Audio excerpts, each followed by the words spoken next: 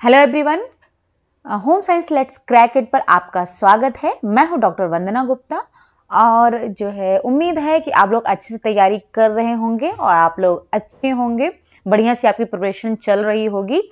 तो रेगुलर बस खाली हमारे वीडियोस देखते रहिए, उससे आपकी प्रिपरेशन अच्छी हो सकती है अगर आप रेगुलर देखते हो।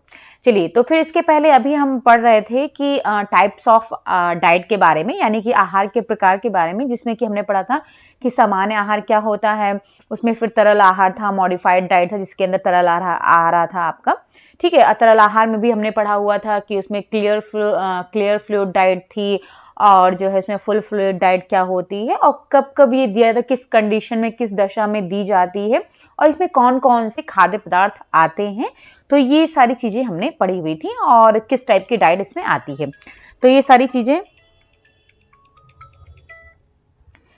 चीजें हमने डिस्कस की हुई थी।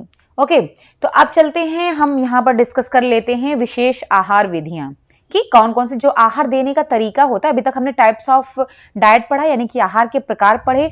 अब जो आहार दिए जाते हैं, जैसे कि तरल आहार है, सामान्य आहार है, तो ये जो दिए जाते हैं स्पेशल जो रोगी को दिए जाते हैं, तो उनको किस तरीके से दिया जाता है, यानी कि उनको देने का तरीका क्या होता है, किस विधि के द्वारा दिए जाते हैं, तो वो आज हम डिस्कस करेंगे, जिसे कि विशेष आहार विधियां कहते हैं।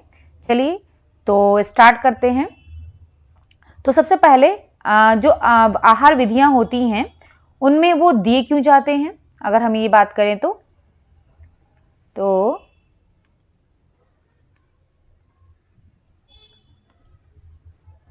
ठीक है। तो अगर हम बात करें कि जो ये आहार दिए जाते हैं तो वो दिए क्यों जाते हैं, तो सबसे पहली बात क्या है कि उनको क्यों दिया जाता है, क्योंकि जो गंभीर रूप से रोगी हैं, गंभीर रूप से बीमार हैं, ठीक है, गंभीर रूप से बीमार चल रहे हैं, तो उनको क्या होता है कि अब उनको जो है जो पोषण दिया जा रहा है, जो भी खाद्य पदार्थ देना है, तो अब उनको चाहिए, न्यूट्रिएंट चाहिए, ठीक है, पोषक तत्व चाहिए। अब उन पोषक तत्वों के माध्यम से ही हम उनको पोषण प्रदान कर सकते हैं, यानी कि पोषण प्रदान करने में हम सहायता कर सकते हैं, मदद कर सकते हैं। तो इसके लिए उनको जो है, अब चूंकि अगर कई सारे ऐसे केसेस होते हैं कि बहुत सारी ऐसी प्रॉब्लम होती है, ऐसा गंभीर रोग हो जाता है कि जो है उसमें जो पेशेंट होता है, रोगी होता है, वो मुंह से लेने में असमर्थ होता है, यानी कि कैपेबल नहीं होता है कि वो जो है मौखिक रूप से भोजन को खा सके। और या फिर अगर जो है ना ही, कभी कभी ऐसा होता है कि मुंह से वो तरल पदार्थ भी नहीं ले पाता है, यानी ऐसी कंडीशन आ जाती है। तो उस केस में जो है अलग अलग विधियों के माध्यम से खाद्य पदार्थ दिए जाते हैं, जैसे कि आपका एक तो होता है पैरेंट्रल पोषण, पैरेंट्रल पोषण जिसे कि इंग्लिश में कहते हैं पैरेंट्रल न्यूट्रिशन, पैरेंट्रल न्यूट्रिशन बोलते हैं इसको, ठीक है। ये पहला हो गया, एक तो इस माध्यम से दिया जाता है, और दूसरा जो है वो किस माध्यम से दिया जाता है, उसको बोलते हैं एंट्रल, एंट्रल पोषण,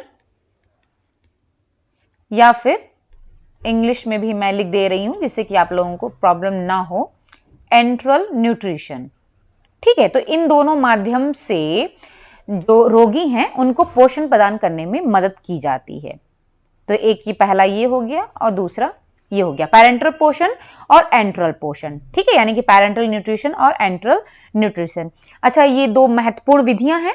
अब इसके बाद में अब ये दिया कब जाता है, मोस्टली उस चांस में दिया जाता है जब क्या होता है कि जो स्टमक है हमारा, जो उदर है, वो सही रूप से काम नहीं कर पाता है, यानी कि आंशिक रूप से काम करता है, तो उस टाइम पर इनको देने की जरूरत पड़ती है और इसमें स्पेशली मुख्य रूप से तरल आहार दिया जाता है, ठीक है।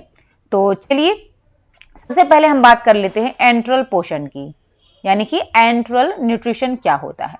अब ये भी जो एंट्रल न्यूट्रिशन है, ये भी आपका दो प्रकार का है, ठीक है, ये भी आपका दो प्रकार का है। पहला, एक तो इसमें आ जाता है कि ओरल फीडिंग आ जाती है, ओरल फीडिंग यानी कि जो मुंह से भोजन प्रदान किया जाता है, एक तो वो आ जाती है, और दूसरा आ जाता है आपका ट्यूब फीडिंग, यानी नली के माध्यम से जो फीड कराया जाता है वो इसमें आ जाता है। अब ओरल फीडिंग का मतलब ये भी आपका जो है एक तरीके से एंट्रल पोर्शन में ही आ जाता है, जो कि रोगियों को प्रदान किया जाता है कि मुंह के माध्यम से जो भी मौखिक रूप से वो खा सकते हैं, तो उसके मौखिक के रूप से तो वो हर एक चीज खा सकते हैं। तो ये ध्यान देना होता है कि हमें उस टाइम पर कौन से खाद्य पदार्थ देने हैं। ठीक है, तो ओरल फीडिंग है, इसमें हमें ज्यादा कुछ नहीं पढ़ना है। अब ये जो आता है आपका ट्यूब फीडिंग, यानी कि जो नली के माध्यम से खाद्य पदार्थ दिए जा रहे हैं, तो उसके बारे में हमें पढ़ना है। ठीक है, अब इसमें क्या होता है, ट्यूब फीडिंग में क्या होता है, जो फीडिंग ट्यूब होती है उसको, या फिर जो आहार नली, ठीक है, इसमें क्या होता है, जो आहार नली होती है या फिर जो ट्यूब होती है उसको क्या करते हैं, वो आहार नली के माध्यम से आहार को या तो सीधे पेट में पहुंचाया जाता है या फिर आंतों तक पहुंचाया जाता है, यानी कि इंटेस्टाइन तक या फिर पेट तक खाद्य पदार्थों को डायरेक्टली पहुंचाया जाता है ट्यूब के माध्यम से। इसके माध्यम से डायरेक्टली, यानी कि ये कह सकते हो डायरेक्टली का मतलब प्रत्यक्ष रूप से,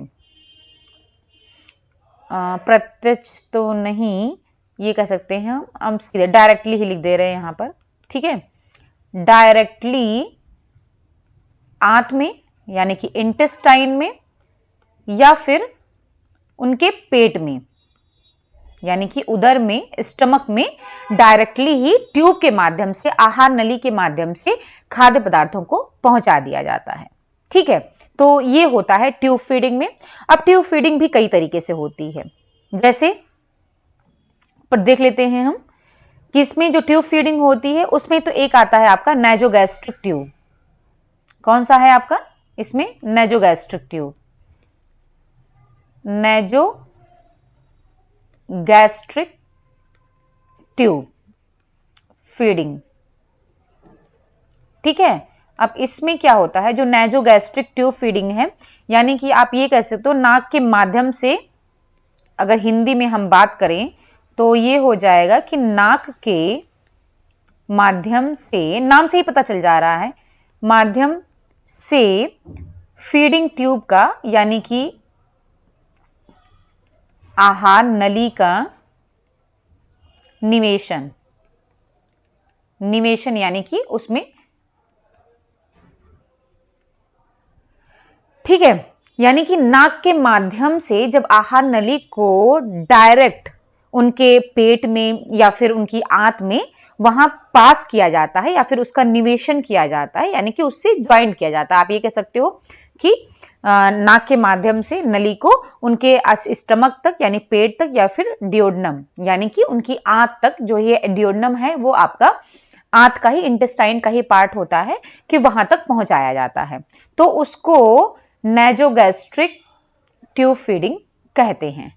ठीक है, कहां कहां पर, नाक के माध्यम से, ये इंटेस्टाइन में, स्पेशली डियोडनम में। ठीक है, स्पेशली डियोडनम में, और या फिर स्टमक यानी कि पेट में, और ये है आपका आंत, यानी डियोडनम जो है वो आपका आंत का ही पार्ट होता है। ठीक है, डियोडनम, जेजुनम, डियोडनम, इलियम, ये आपके स्मॉल इंटेस्टाइन के पार्ट होते हैं, यानी कि छोटी आंत का ही ये एक भाग है।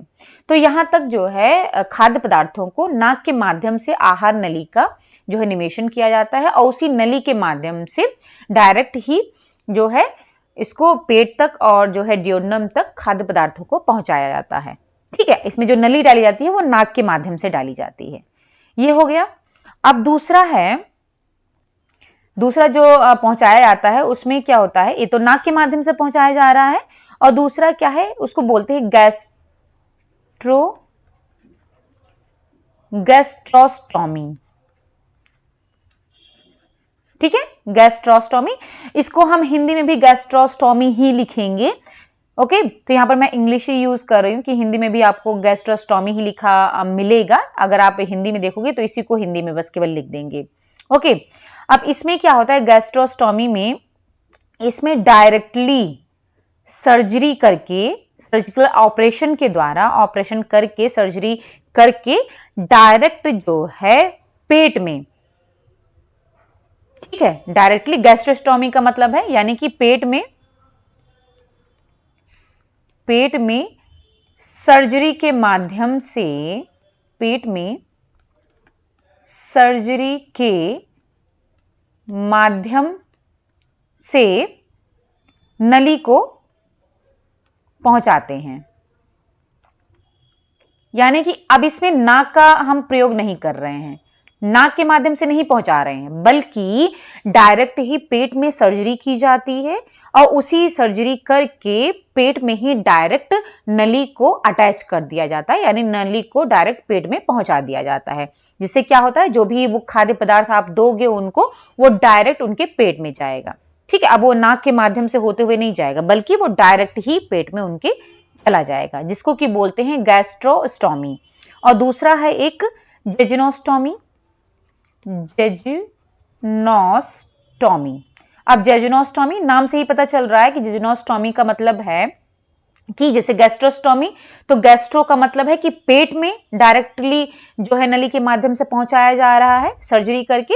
और जेजुनोस्टोमी जैसा कि हमने बताया कि छोटी आंत का ही ये पार्ट होता है, डियोडनम, जेजुनम और इलियम। ओके, तो अब जेजुनम जो है ये भी आपका छोटी आंत का ही पार्ट है। इसमें भी क्या होता है कि सर्जरी के माध्यम से, इसमें भी सर्जरी के द्वारा जेजुनम में, यानी कि जो आंत है ये भी आंत का ही पार्ट है, तो यहां पर मैं आंत ही लिख दे रही हूं, आंत में यानी कि जेजुनम में आंत का जो पार्ट है जेजुनम, उसमें नली पहुंचाई जाती है। ठीक है, नली को पहुंचाया जाता है और इसी नली के माध्यम से उनको न्यूट्रिएंट्स कह रही हूं, भोज्य पदार्थ यानी कि खाद्य पदार्थ प्रदान किए जाते हैं डायरेक्ट ही जेजुनम में।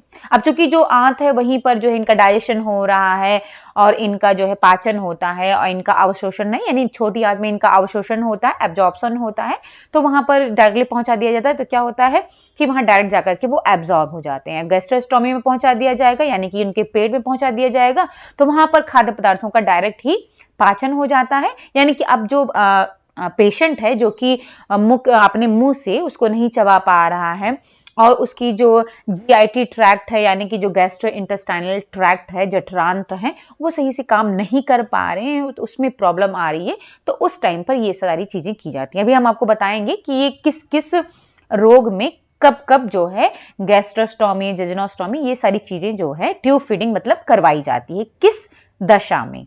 ओके, तो ये हो गया। अब इसमें एक चीज और बताना था हमें कि जो ये नेजोगैस्ट्रिक ट्यूब फीडिंग है, ठीक है, जो नेजोगैस्ट्रिक ट्यूब फीडिंग है ये क्या होती है, ये शॉर्ट टर्म के लिए होती है, कम समय के लिए होती है, कम समय के लिए। यानी कि अगर कोई पेशेंट है, कोई रोगी है, अगर उसे बहुत ज्यादा दिनों तक वो बीमार नहीं है, यानी कि बहुत ज्यादा दिनों तक उसको ट्यूब फीडिंग नहीं देनी है, यानी कि आहार नली के माध्यम से अगर उसको खाद्य पदार्थ नहीं देना है, कम समय के लिए देना है। कम समय का मतलब कितना, 3 से 4 सप्ताह। ठीक है, अगर 3 से 4 सप्ताह के लिए उसको ट्यूब फीडिंग देनी है, तब जो है नेजोगैस्ट्रिक ट्यूब फीडिंग का यूज किया जाता है। यानी कि इसका मतलब है कि वो 3 से 4 सप्ताह में नेजोगैस्ट्रिक ट्यूब फीडिंग के द्वारा उसके बाद में उसमें इंप्रूवमेंट आ जाएगा, तो उसको जो है डायरेक्टली सर्जरी करके उसको गैस्ट्रोस्टोमी या फिर जेजुनोस्टोमी के द्वारा खाद्य पदार्थों को पहुंचाने की जरूरत नहीं है। ठीक है, ये गैस्ट्रोस्टोमी और जो जेजुनोस्टोमी है ये दोनों कब दिया जाता है, तो ये आपका दिया जाता है लॉन्ग टर्म के लिए, लंबे समय के लिए। ठीक है, वो तो कम समय के लिए था और ये लॉन्ग टर्म के लिए दिया जाता है। यानी लॉन्ग टर्म का मतलब है कि जब 3-4 वीक से ज्यादा अगर कोई पेशेंट है, उसको जो है वो उससे 3-4 सप्ताह से ज्यादा समय के लिए वो बेड पर है और वो कुछ नहीं खा सकता है, तो उस टाइम पर गैस्ट्रोस्टोमी या फिर जेजुनोस्टोमी की जाती है। ओके, आई थिंक आपको समझ में आ गया होगा। अब हम इसमें बात कर लेते हैं कि किस कंडीशन में इसको दिया जाता है, किस किस दशा में दिया जाता है। तो कंडीशन की बात करें, कंडीशन यानी कि किस किस दशा में ये दिया जाता है। तो एक तो आपका माउथ कैंसर, यानी कि मुंह का अगर कैंसर है तो उस टाइम पर ये दिया जाता है। मुंह का कैंसर होगा तो मुंह से वो खाने में असमर्थ होगा। ठीक है, मुंह में कैंसर है।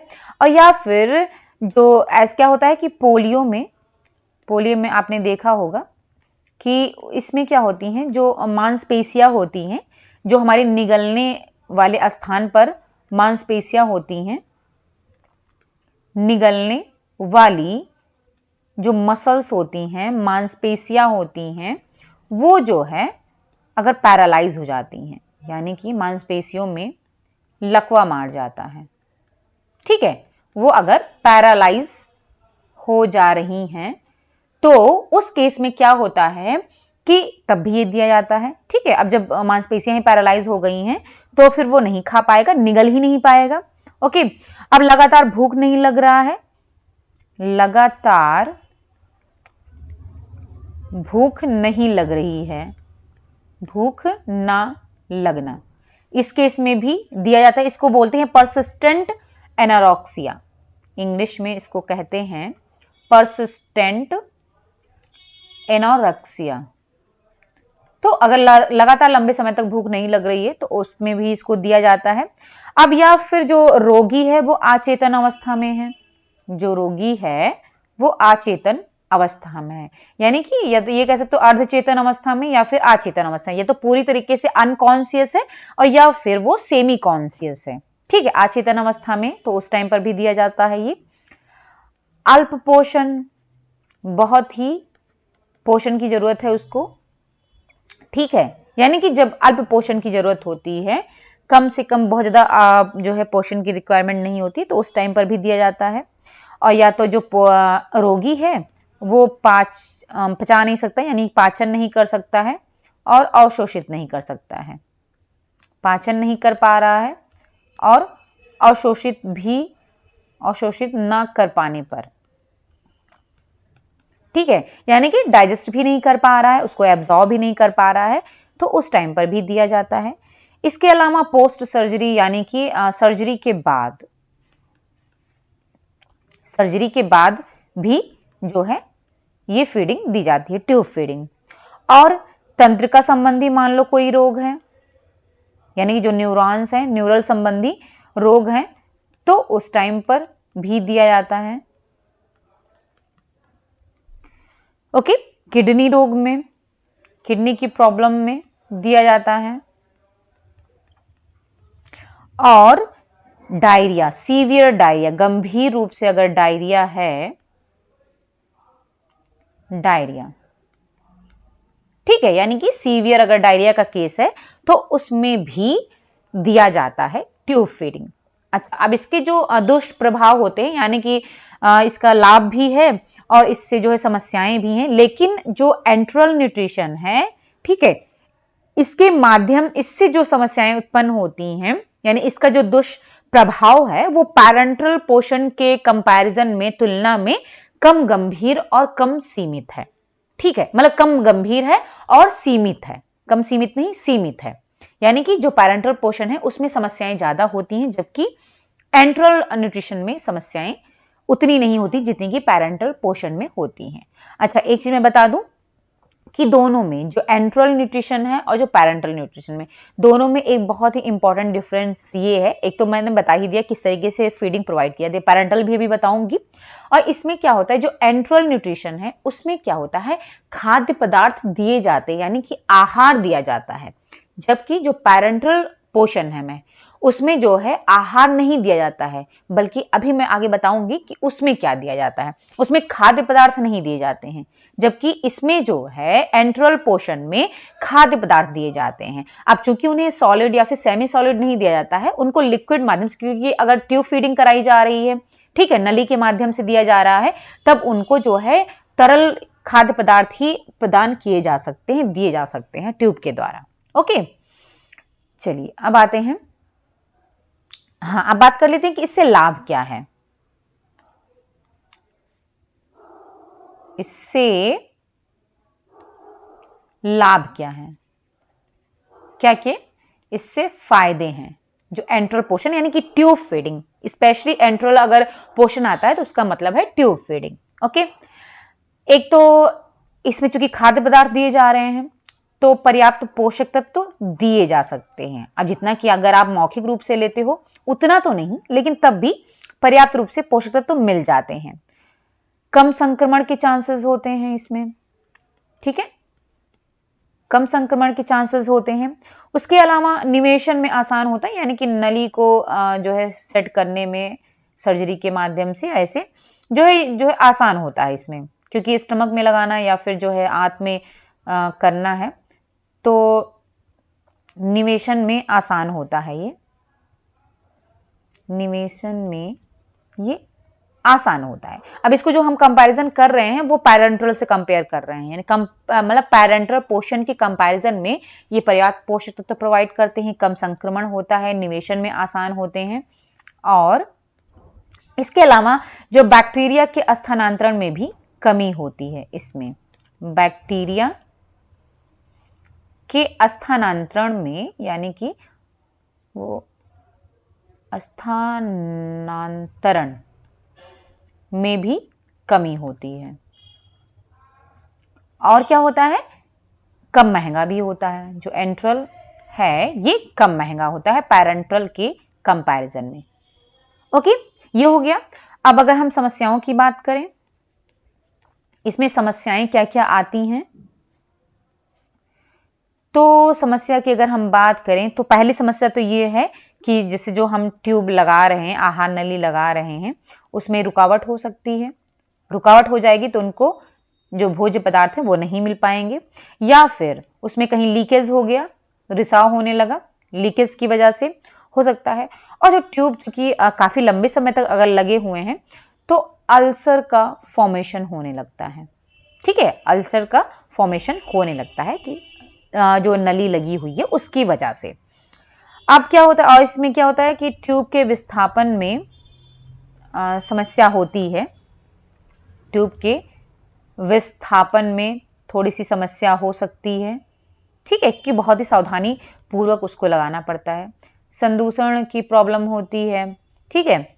और क्या हो सकता है, दस्त, ट्यूब की वजह से दस्त की प्रॉब्लम, उसकी वजह से उल्टी भी हो सकती है, कब्ज की प्रॉब्लम हो सकती है, ठीक है। अब कब्ज की प्रॉब्लम क्यों होंगी, क्योंकि फाइबर्स तो बिल्कुल भी नहीं मिल रहे हैं, सिर्फ लिक्विड ही मिल रहा है, तो उसकी वजह से ये प्रॉब्लम हो सकता है, और सूजन भी आ सकती है, ठीक है। और क्या होता है, निर्जलीकरण, निर्जलीकरण की भी प्रॉब्लम आ सकती है, ठीक है। और उच्च या निम्न रक्त शर्करा हो जाती है, यानी कि जो ब्लड शुगर लेवल है वो ज्यादा भी हो सकता है और कम भी हो सकता है, ठीक है। तो ये दोनों हो सकता है, ज्यादा भी हो सकता है और कम भी हो सकता है। ओके, तो ये हो गया कि जो समस्याएं भी आ सकती हैं वो हमने बता दिया, और लाभ क्या क्या है वो भी हमने बता दिया। अब बात करते हैं पैरेंटल पोषण की। ये आप पढ़ोगे फिर आपको जो है क्लियर हो जाएगा कि इसमें डिफरेंस क्या क्या है।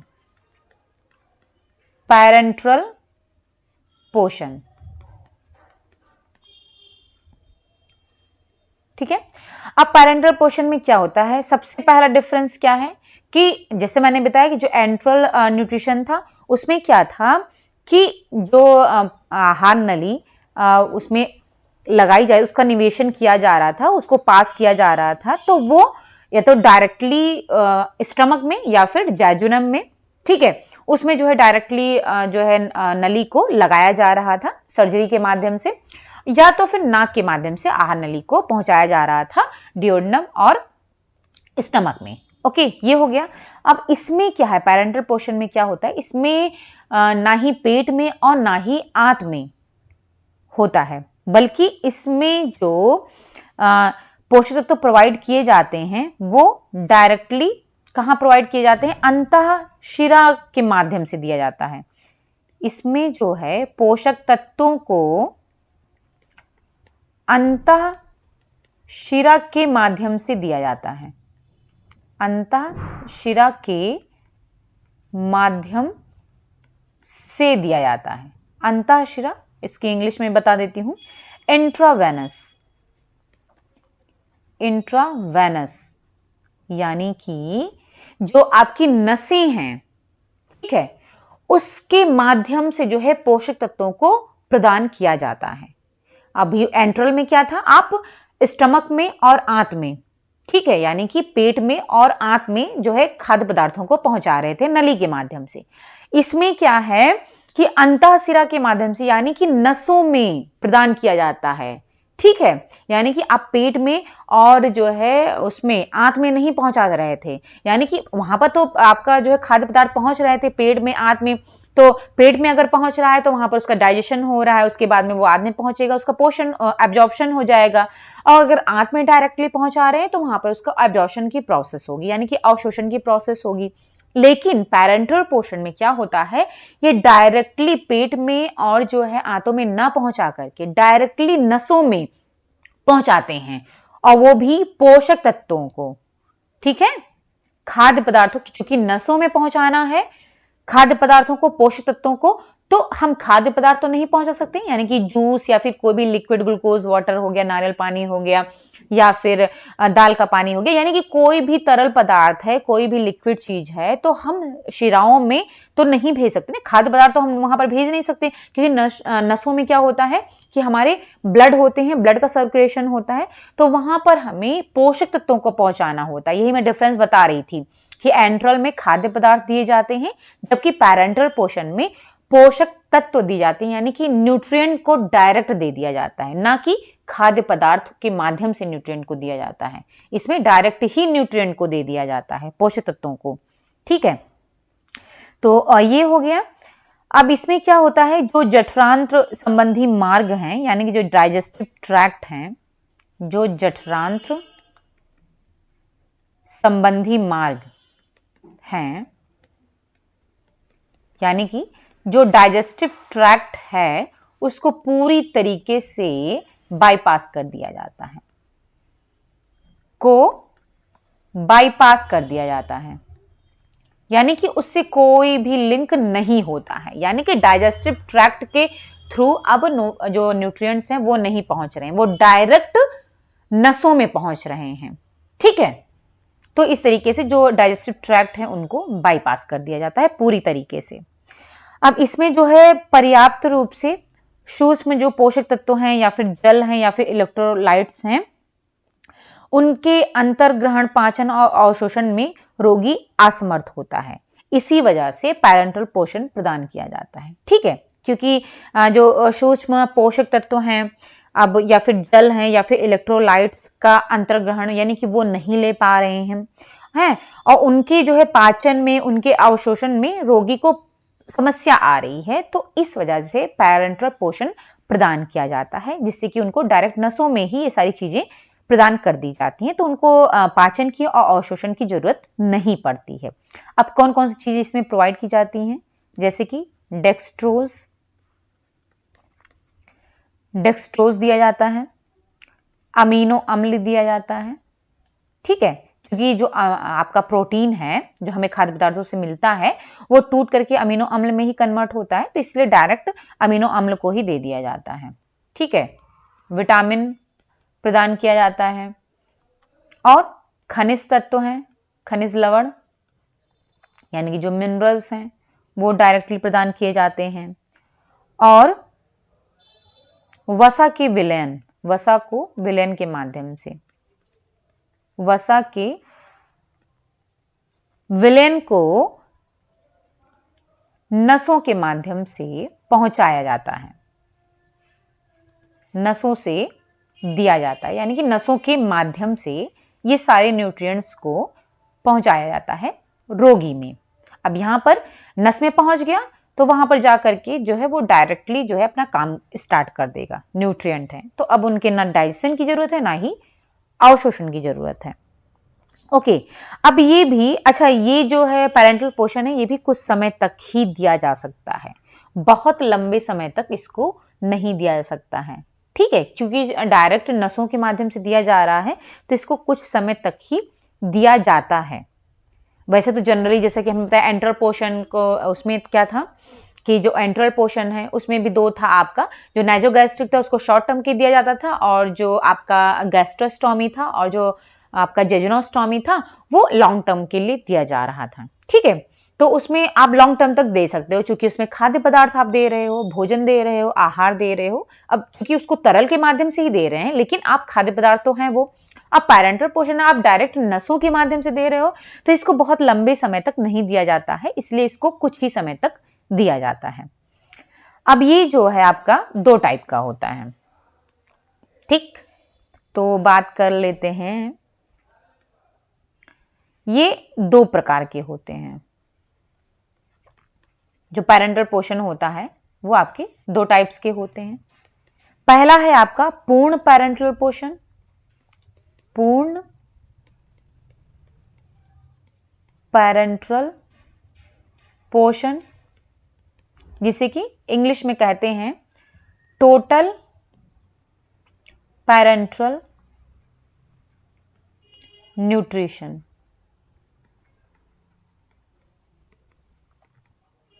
ओके, इसको टोटल पैरेंटल न्यूट्रिशन कहते हैं।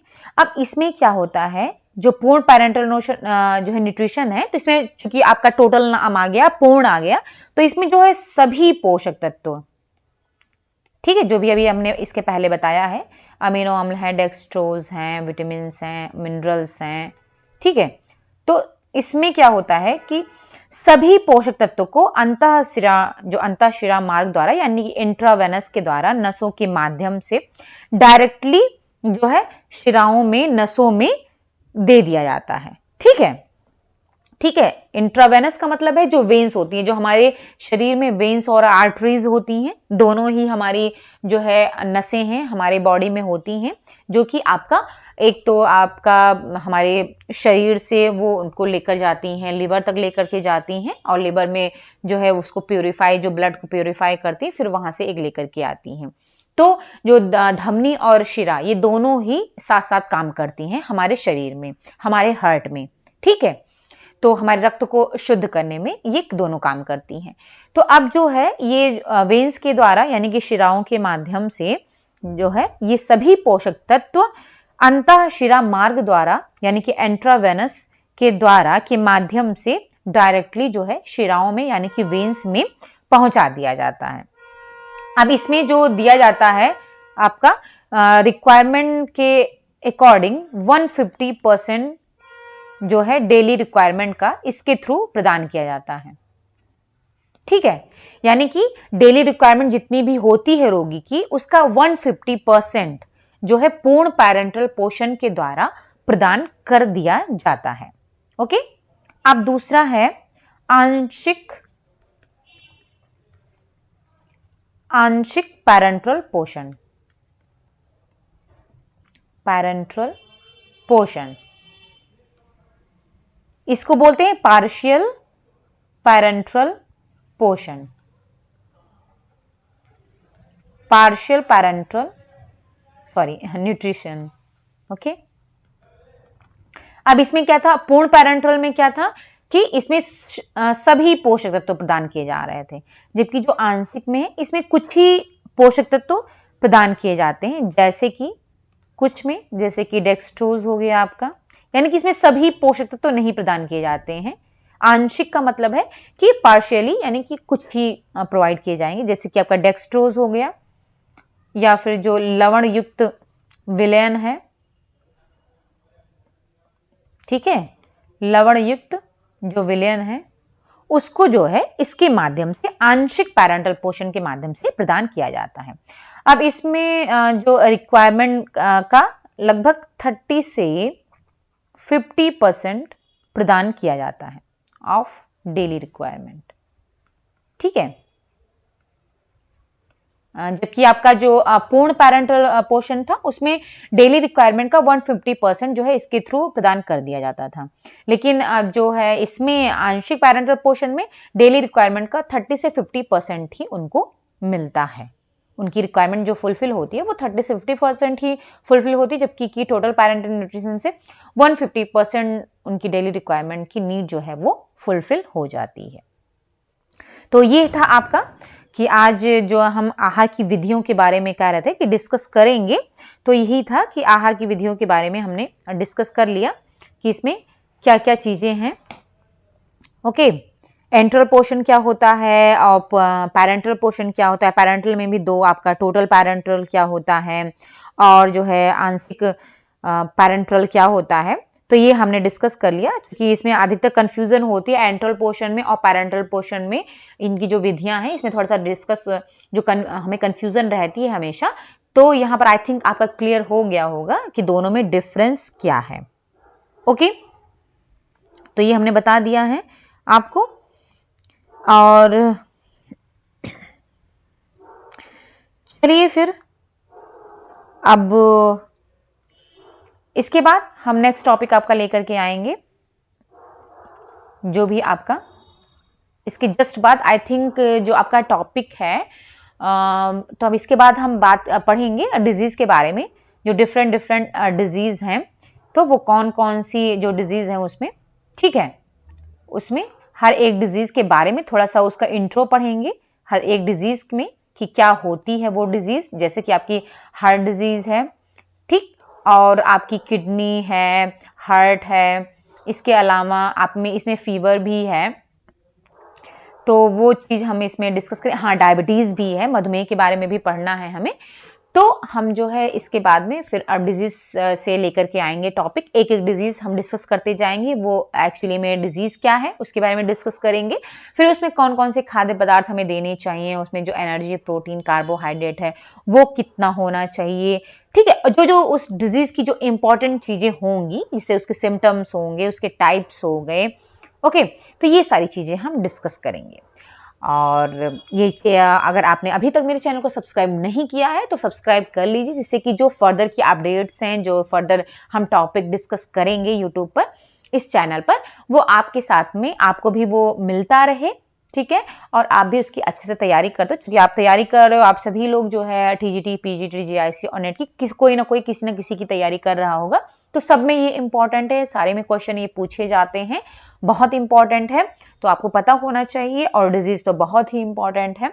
तो चलिए फिर जल्दी से सब्सक्राइब कर लीजिए अगर अभी तक नहीं किया हुआ है। अगर कर लिया है तो अपने फ्रेंड्स के साथ में, अपने मित्रों के साथ में इसको शेयर, ज्यादा से ज्यादा शेयर कर दीजिए, जिससे कि सबको इसका लाभ मिल सके और हमको भी मोटिवेशन मिलती रहे। तो इस तरीके से आप लोग कमेंट करते हो, आप लोग कमेंट करते हो जिस टॉपिक के लिए या फिर किसी भी पेपर के लिए कि हाँ मैम ये वाला पढ़ाइए, वो वाला पढ़ाइए, तो मैं पूरी कोशिश करती हूँ कि उसको मैं, आपके जो भी कमेंट्स हैं उसको, जो भी आपका प्रॉब्लम है उसको मैं सॉल्व करूँ और वो टॉपिक यहाँ पर लेकर के आऊँ। लेकिन चूंकि थोड़ा सा व्यस्त होने के कारण में जो नहीं हो पाता है, ठीक है, लेकिन मैं पूरी कोशिश करती हूँ कि जितने भी, जो भी आप कमेंट करते हो, जो भी आप टॉपिक पढ़ना चाह रहे हो, मैं यहाँ पर सारे की सारे वीडियोस लेकर के आऊँ, मेरी पूरी कोशिश रहती है। और ये हाँ, थोड़ा सा आगे पीछे हो सकता है, थोड़ा सा लेट हो सकता है, लेकिन मैं लेकर जरूर आती हूँ। ओके, चलिए फिर मिलते हैं नेक्स्ट वीडियो में। Thank you so much.